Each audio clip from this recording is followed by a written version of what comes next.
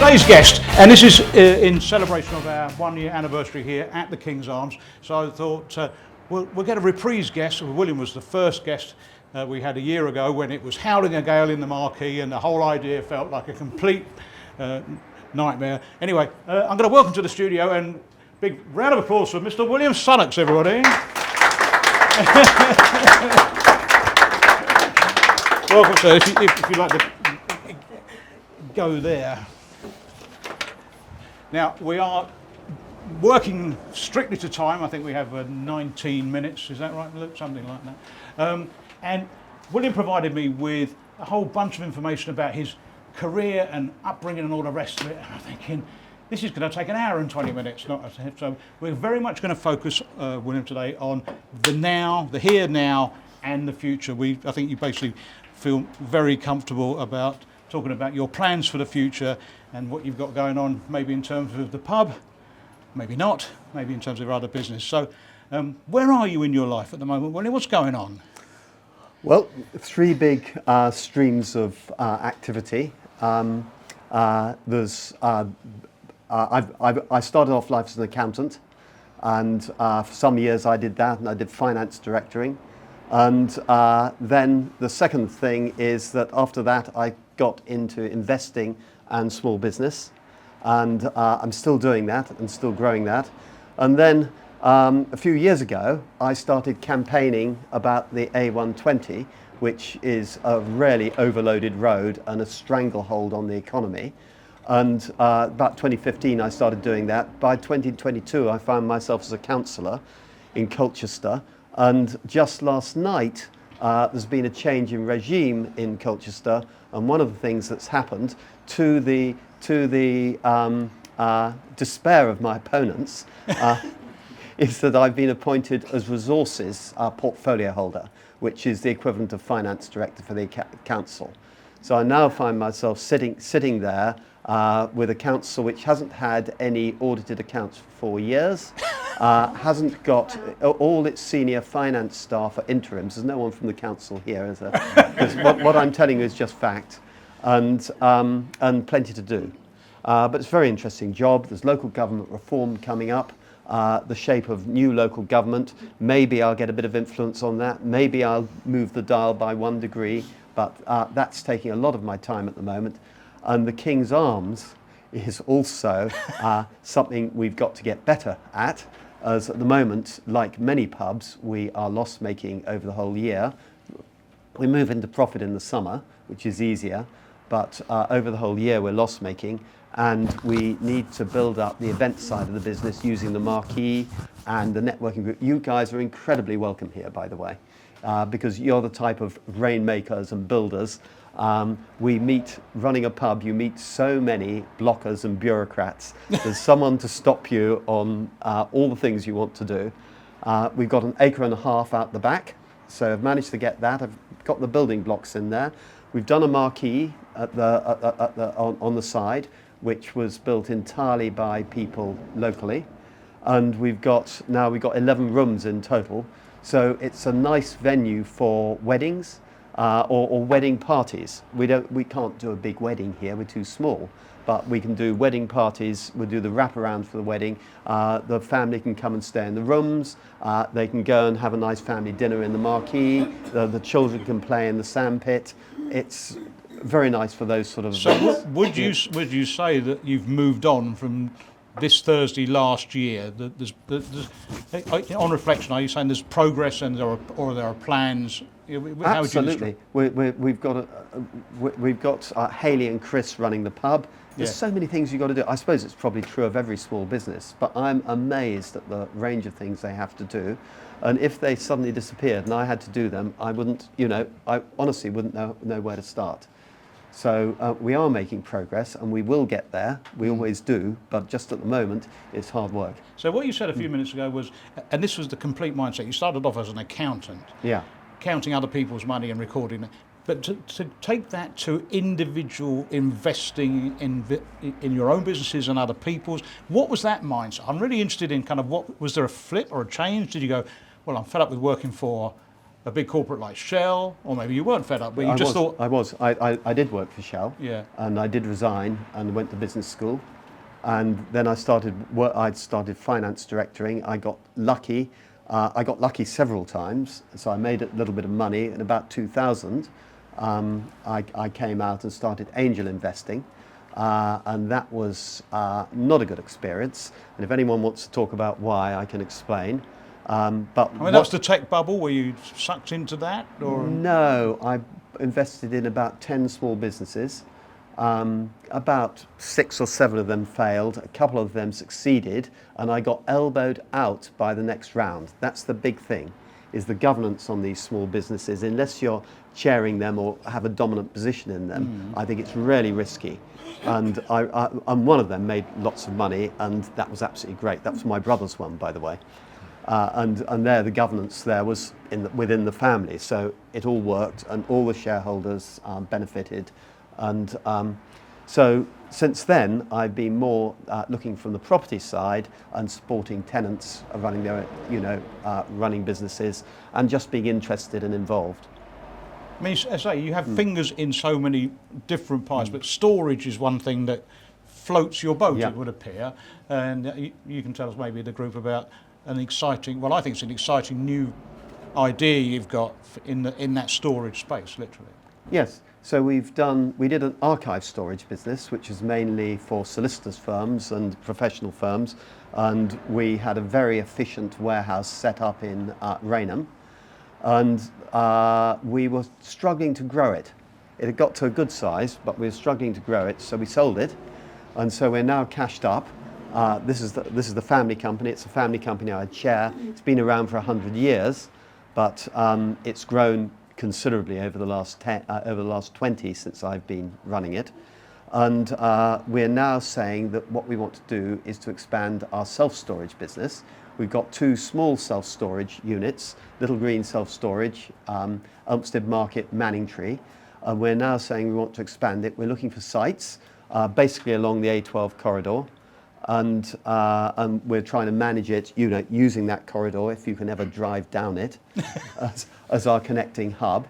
And we very much want to get it. It's just great coming to a group like this where everyone wants to talk to people.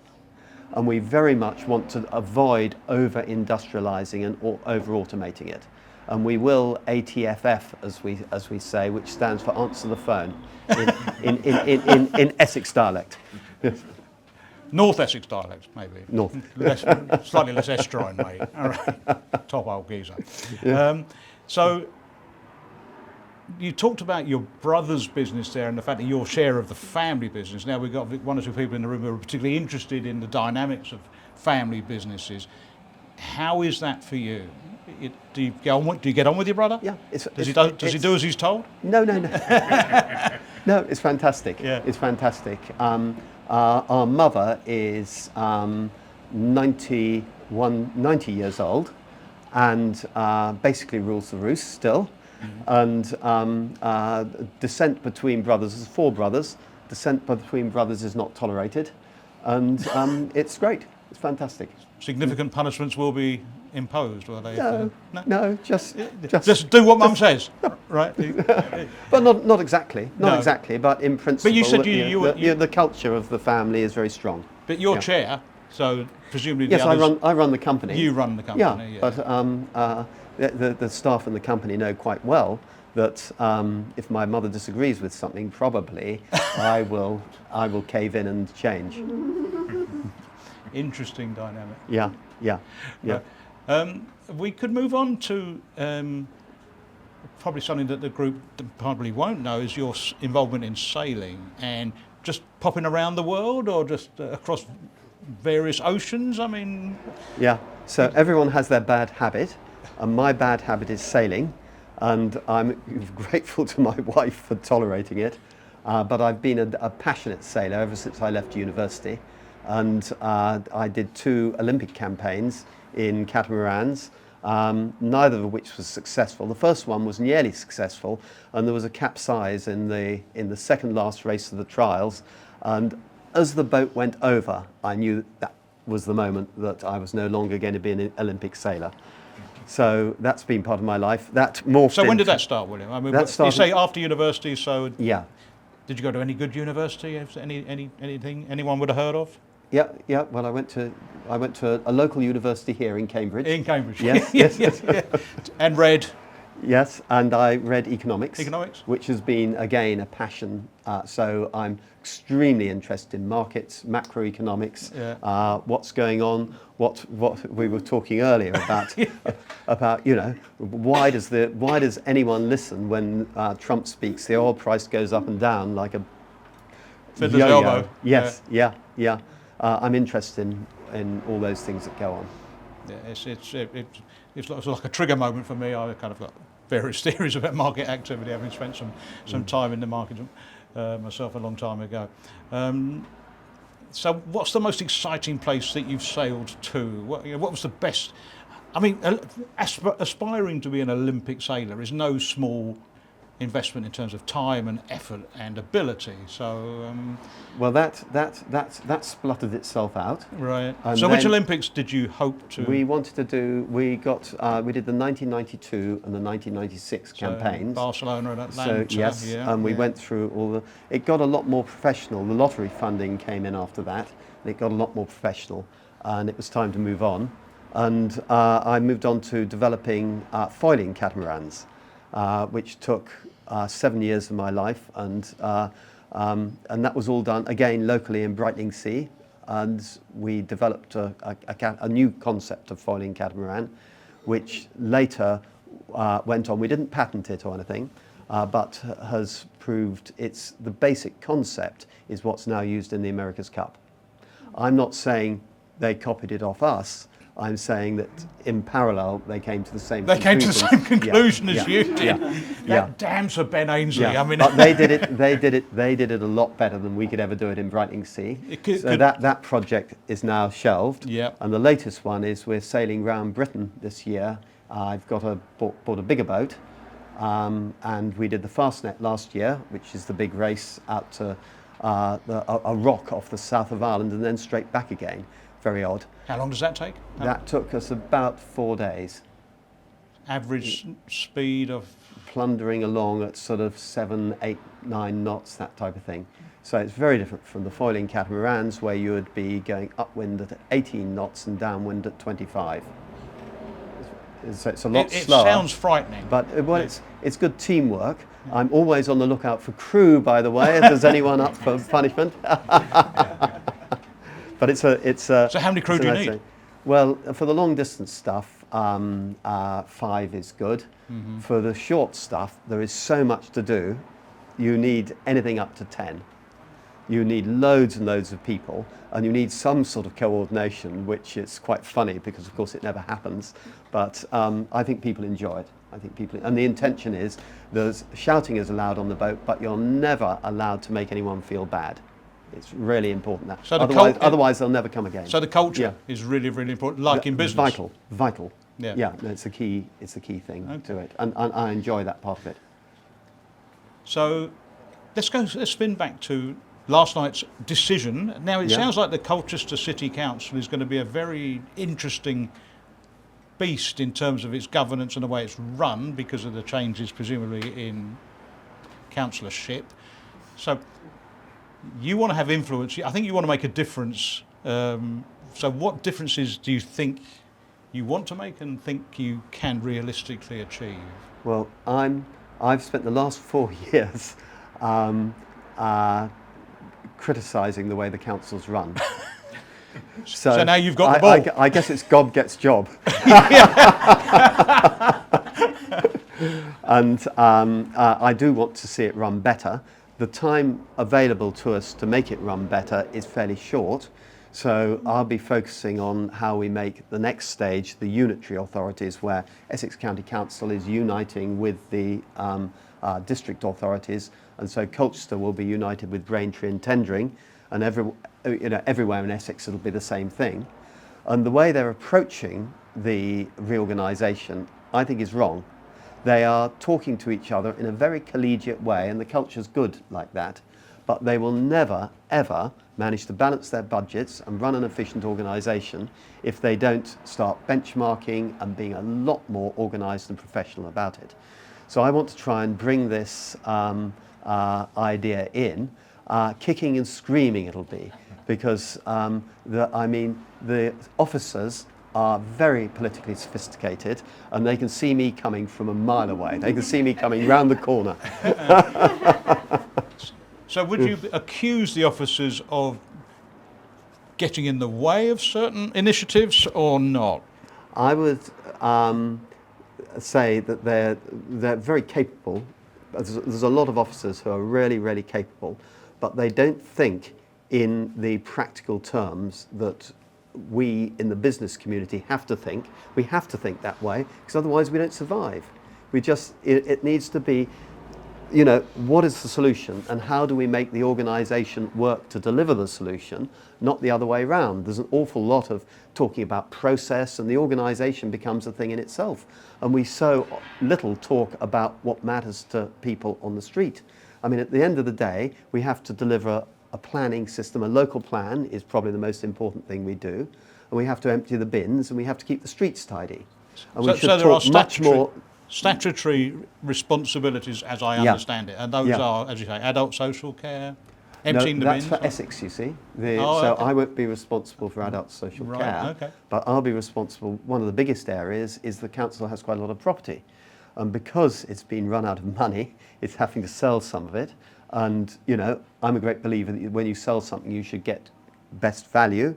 And I don't want to be political, but other parties want to put a political slant on it, and they don't worry about the money, and they don't realise that if you don't get best value, you then can't cut the verges and everything else. All councils are in a tight financial noose. We have choices to make. But does the market look at the council as a distressed seller?